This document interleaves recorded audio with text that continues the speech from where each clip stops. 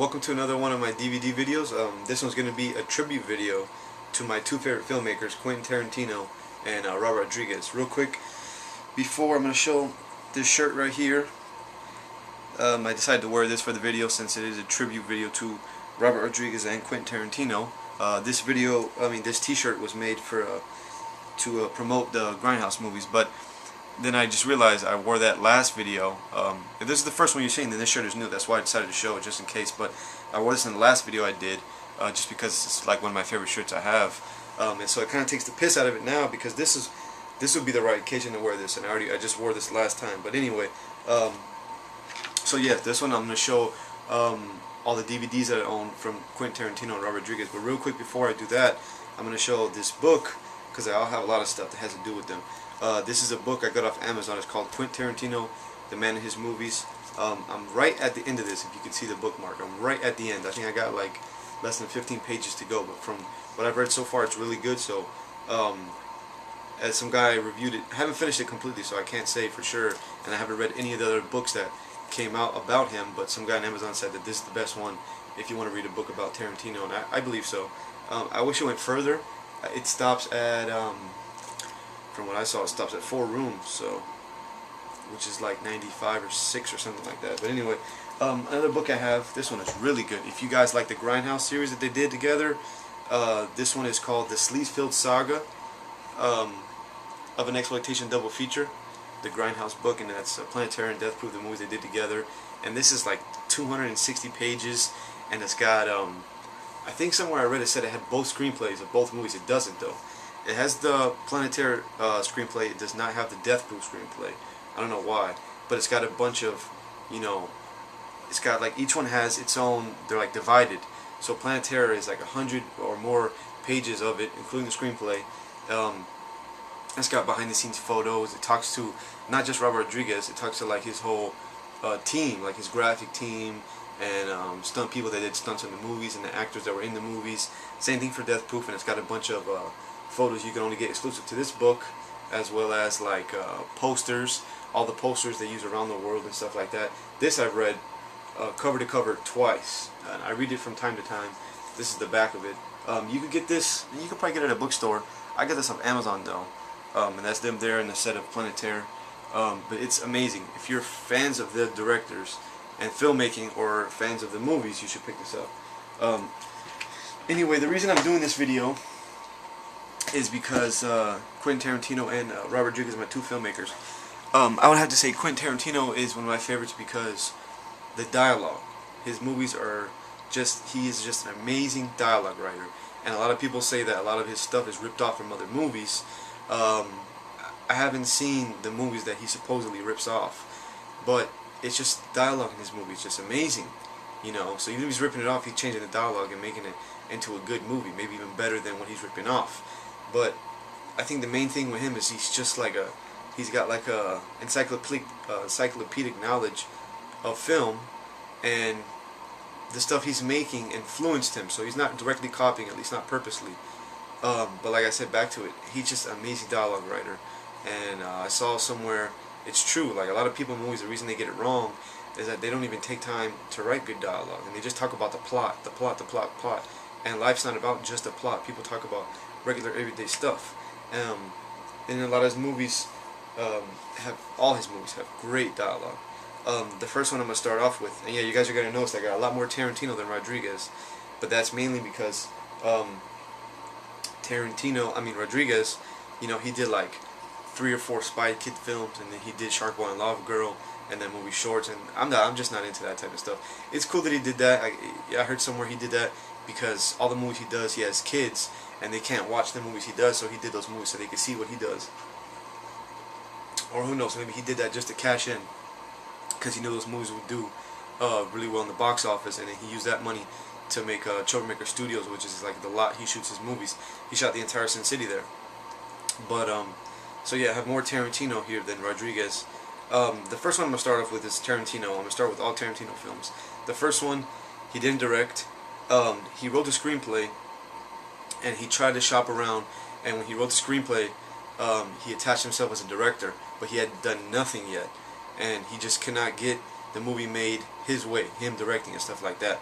but it was a really good screenplay, really edgy and really risky for most companies passed on it, and then it ended up in the book it explains, and then Oliver Stone, Tarantino had to basically give up on it and just sell it, and then Oliver Stone, he got it, and he got to direct it.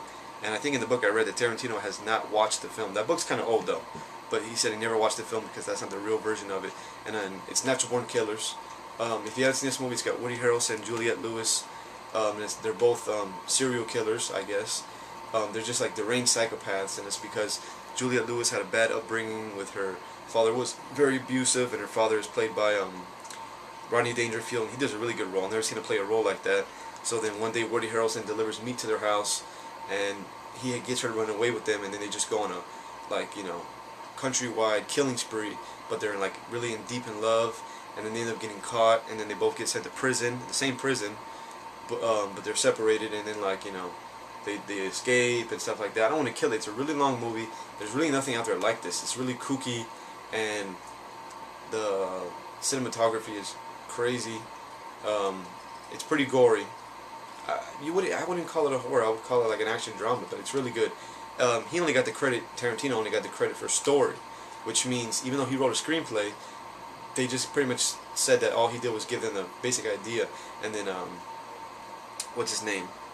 See, yeah, story by Quentin Tarantino, and then it says screenplay by David Belos and Richard, and then Oliver Stone also did that, but Oliver Stone directed and stuff like that. I thought it was still really good. I would have loved to have seen how it would have came out. Quentin Tarantino did it, but that's the first film he attached himself with. I don't have True Romance. I was actually going to pick that up today. I saw it in the store, but it was way overpriced, so that's not going to be in this one. So I'm going to move on to the next film by Quentin Tarantino, which is his, I guess pretty sure it's his directorial debut, which is Reservoir Dogs. I'm sure a lot of people have seen this movie. This is the 10-year anniversary. They seem to be putting these out all the time. They put out 5-year anniversary, 10-year anniversary, 15-year anniversary. I seen one they have online that's got a bunch of shot glasses. That's of all the characters, Mr. Pink, Mr. Brown, and so on and stuff like that. But this one is really good. I think this is one of his better films. I don't think, like most directors, when his stuff, the further goes on, it doesn't really get worse. Some were letdowns for some people, but I actually like virtually all his films, If you haven't seen this one, this is how the inside looks right here. You got everybody in the front. You got Michael Madsen, Steve Buscemi, Harvey Keitel, and Tim Roth. And Quentin Tarantino himself is also in the film as Mr. Brown. And it talks a lot about this movie behind the scenes in the book. And if you haven't seen this movie, it's 5, I guess you would call them career criminals that work together on this job to do a diamond heist. And then diamond heist ends up it's a police setup, and they think that one of the men in the group is an undercover cop, and they got to figure out who they is. So the movie pretty much never shows the bank robbery. It's such a low budget movie.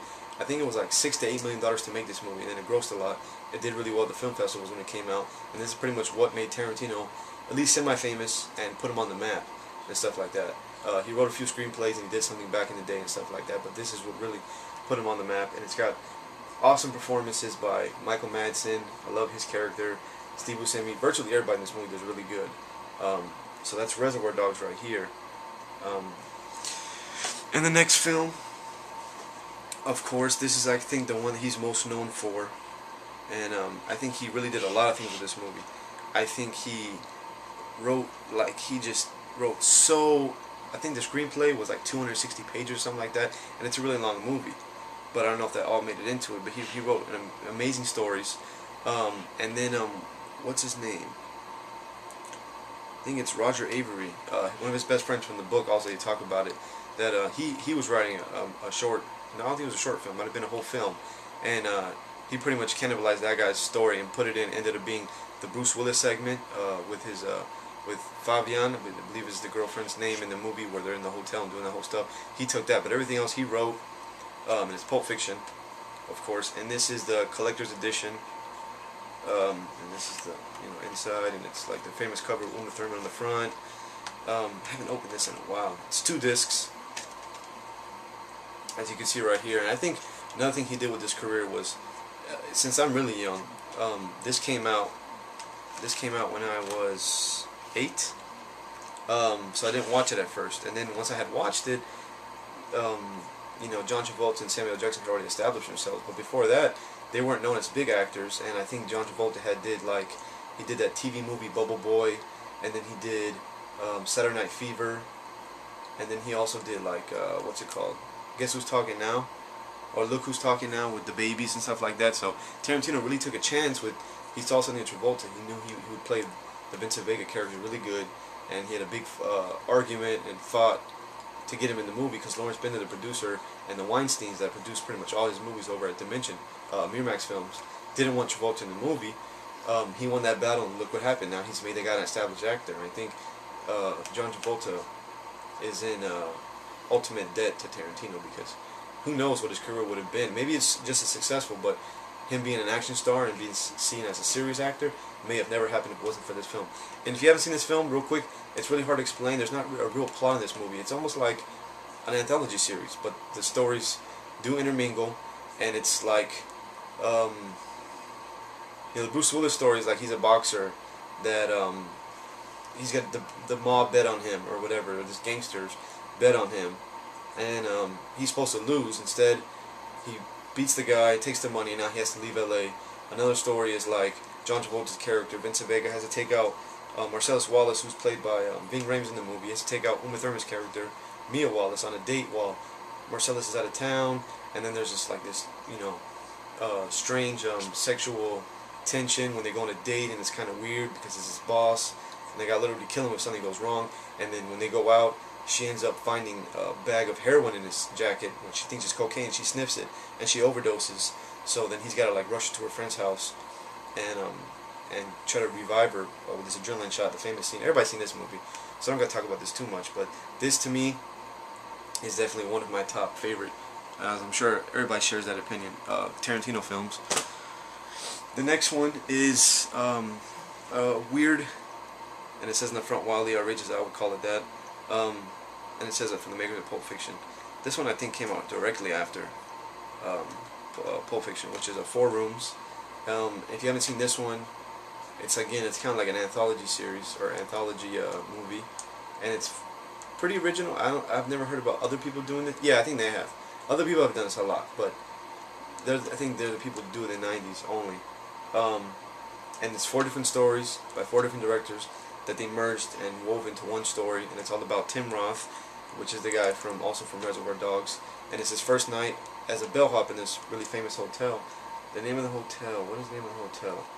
I don't know, it's this really famous hotel though. Anyway, his first night on the job, and he's alone, and he just has this outrageous night, stuff going on in 4 different rooms, and each room is just crazy, and 2 of the directors, or one of the directors, I forgot who is it. Okay, the first one is Allison Anders, which she did a bunch of stuff around the time that Tarantino did at film festivals too. Alexandra Rockwell, and then the last 2 are Robert Rodriguez and Quentin Tarantino. This is the first time they collaborated. I'm pretty sure. I hope I don't get that wrong, especially as a huge fan. First time they collaborated. They didn't have anything to do with each other's movies except for set up the next one. But this is really good. You should check this out too. And this is just the run-of-the-mill regular version. But this is really good. And Tim Roth has a great performance. He has good physical comedy. He's really animated and jumpy in this movie, and he has a lot of funny face gestures. And you would call this, I guess I would call it a drama. It doesn't really got no action in it.